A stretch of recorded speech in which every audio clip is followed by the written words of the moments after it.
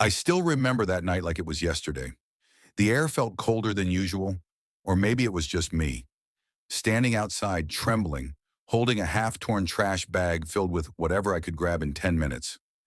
My mother stood at the door, arms crossed, face hard as stone. Behind her, my stepfather looked satisfied, like he'd just won some kind of twisted game. "You think you're a man, huh?" he said. "Then go be one." Outside my house, I looked at my mother, waiting, hoping she'd say something, anything.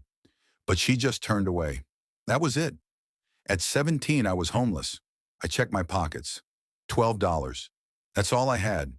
No car, no friends who could take me in. Just a trash bag and a broken heart. I slept behind a gas station that night, using my jacket as a pillow. I could still hear my stepfather's voice echoing in my head. "You'll come crawling back." But I didn't. I spent the next few months bouncing between shelters, part-time jobs, and nights that felt endless. The days blurred together. I'd mop floors at a diner from midnight till morning, then unload boxes at a warehouse in the afternoon. Every dollar went towards surviving. Sometimes I'd see kids my age laughing, talking about college plans while I counted change for a sandwich. It hurt, but I kept my head down. I wasn't going to let their betrayal define my ending. There were nights I wanted to quit. Nights when the cold bit through every layer of clothing and my stomach screamed from hunger, but something inside me refused to give up. I promised myself one thing: I would never need them again. It took 2 years before things started turning. I got a job at a small auto garage. The owner, Mr. Hanley, was the first man who looked at me and didn't see the broken kid. He saw potential. He taught me everything: how to fix an engine, talk to customers, and most importantly, how to believe in myself again.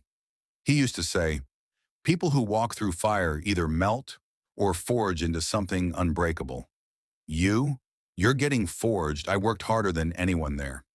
Eventually, I started taking night classes in business and accounting. I didn't sleep much, but I didn't care. Every hour I spent learning, I could feel my old life slipping further behind. By 22, I saved enough to rent my own small apartment.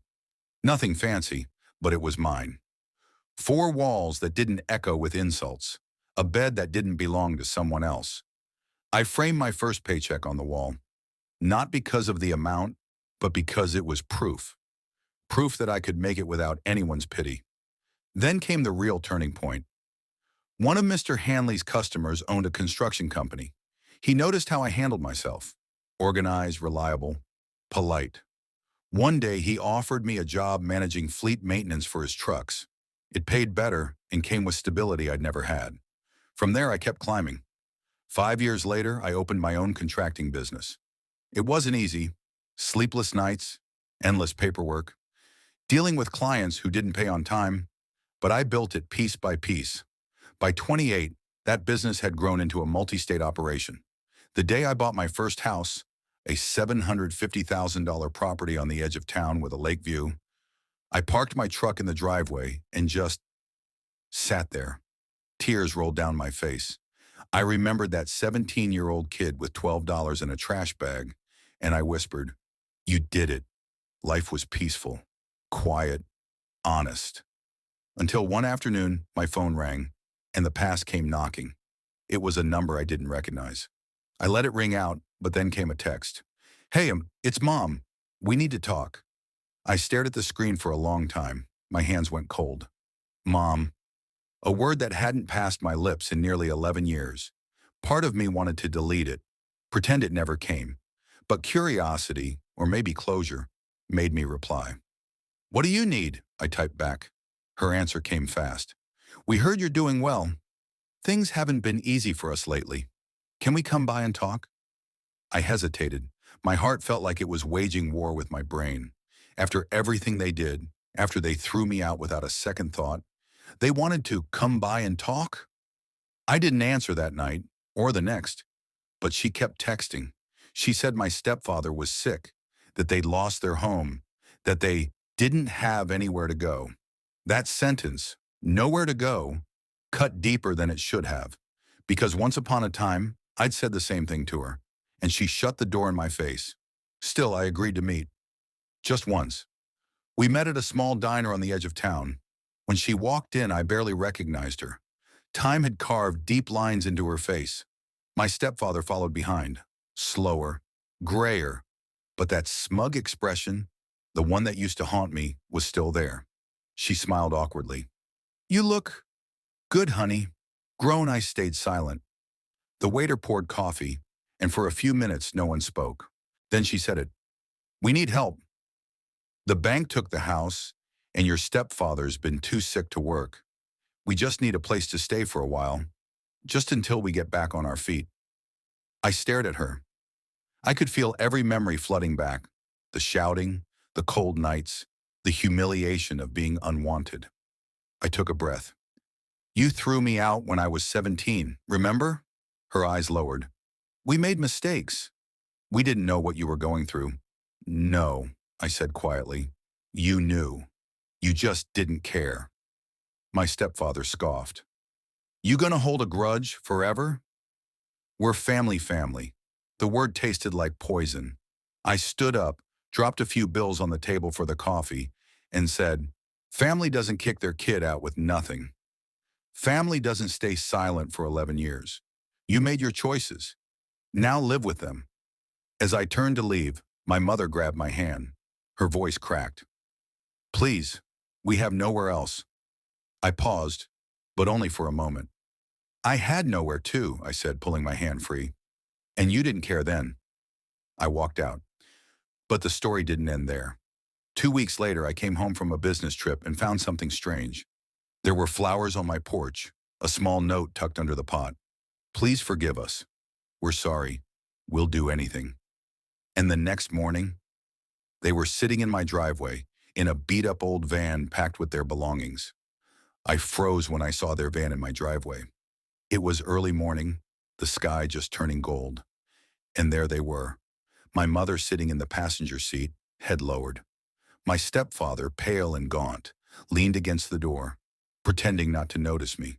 For a moment, I just stood there, gripping my coffee mug so tight my knuckles turned white. This was my home, my peace, the life I'd built from ashes. And there they were, parked like ghosts I never invited back. I walked up slowly. "What are you doing here?" My mother got out first. Her voice trembled. "We didn't know where else to go. We've been sleeping in this van for 3 nights. Please, just let us stay for a bit. We'll be out of your way." I stared at her, the same way I had 11 years ago when I begged for help, the same desperation in her eyes now that once burned in mine. I sighed, running a hand through my hair. "You can't just show up here, Mom. You should have called." She nodded, eyes watering. "I did." "You didn't answer." I couldn't argue with that, because it was true. My stepfather coughed, a deep, rattling sound that made my chest tighten for a split second. "Kid, I know I wasn't perfect, but life's hit us hard. Can we at least come inside? I can't breathe well out here." His tone was softer than I'd ever heard. Maybe it was real. Maybe it wasn't. I couldn't tell. Something inside me cracked. Not enough to forgive, but enough to pity. "Fine," I said, opening the front door. "A few nights. That's it." They walked in, their eyes scanning the house like tourists in a museum. The polished floors, the high ceilings, the framed certificates on the wall, all reminders of how far I'd come. My mother whispered, "You've done so well for yourself." I stayed silent. Compliments didn't mean much coming from people who once told me I'd never make it. For the first day, I kept my distance. I worked from my office, avoided conversation, and tried to ignore the uncomfortable tension that filled every corner of the house. But by the second night, I started noticing small changes. Food from my fridge disappearing, my mother moving things around to make it more comfortable, my stepfather watching TV in the living room like it was his. Then came the questions. "Do you really need all this space for one person? Maybe we could help around the house, make it a bit livelier. Wouldn't it be nice to have family here again?" Each sentence was a knife wrapped in a smile. I kept my patience for a while. I reminded myself that I wasn't that angry 17-year-old anymore. I could handle this like an adult. But then one evening, I came home early from a meeting and found my stepfather in my study, going through my mail. "What are you doing?" I asked, my voice sharp. He looked up startled, then forced a laugh. Relax, just curious. You got some big business stuff here. Didn't mean anything by it. I walked over, took the papers from his hands and said quietly, You don't go through my things. He raised an eyebrow. You really think you're better than us now, huh? Just because you got lucky. I stepped back. Lucky, I said, trying not to lose control. You call what I went through luck? He stood up, his voice growing louder. You think you built this alone? You were raised under my roof. You learned discipline because of me. I laughed bitterly. No, I learned strength in spite of you. My mother came running in, begging us both to stop. But it was too late. Years of buried pain erupted all at once. I pointed toward the door. I said a few nights. It's been over a week. You both need to leave. Her tears fell instantly. Where will we go? We have nothing, I swallowed hard. That's not my problem anymore. She whispered, You can't just turn your back on family. I met her eyes. You already taught me how. I walked out before she could answer, drove aimlessly for hours, the road blurring through my tears.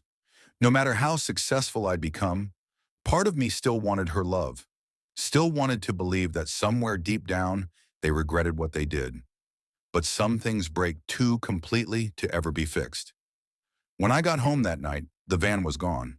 I thought they'd finally left, until I stepped inside. My living room was trashed, drawers open, cabinets emptied, jewelry gone, a laptop missing. They'd robbed me. My heart sank, not because of the things, they could be replaced, but because it confirmed what I already knew. They never came for reconciliation. They came for what they could take. I called the police, filed a report, and then sat in silence for hours. The house that once felt like victory now felt empty again. But this time, I wasn't broken. Just done. 2 weeks passed before I heard from them again. Another message from my mother, greater than, We made a mistake.